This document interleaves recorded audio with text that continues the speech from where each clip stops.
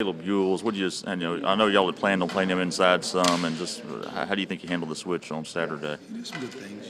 Obviously, it was the newness to it, actually taking game reps, but it was good to see him get closer to the quarterback. He did some really good things. Yeah. But Caleb Ewell's a guy who's very mobile. He can play him on the edge, especially in a game like this where you got a little bit more run-oriented concepts, and then against passing teams, you want to create mismatches with him inside.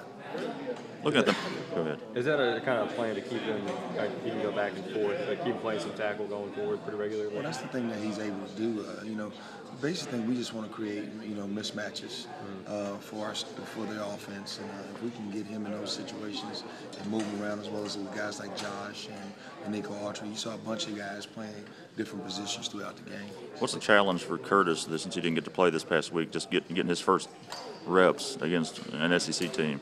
Curtis, this is his game. Obviously, when the team is going to line up and play as much power and stretch football as he does, this is going to be a game that he's built for.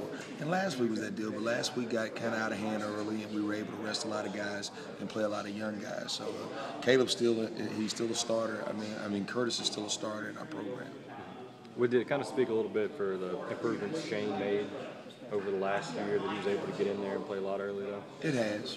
Shane's matured, and he realizes his role is obviously to help us, especially against a team who's going to spread us out and be a pass rusher. And he did that yesterday.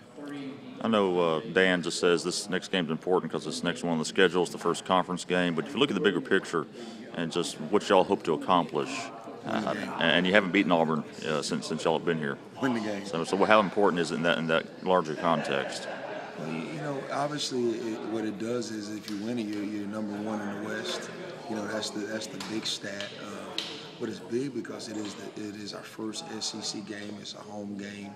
I don't think who's wearing the helmet really matters. Yeah. What it does is it makes you different going into that first game because you come back at hopefully 4 o'clock that evening, and you're game ahead of guys. And players have talked about last year losing that game kind of maybe had a lingering effect on the season. You feel like maybe that was the case, and if you win, that can kind of catapult you a little bit. Winning helps everything.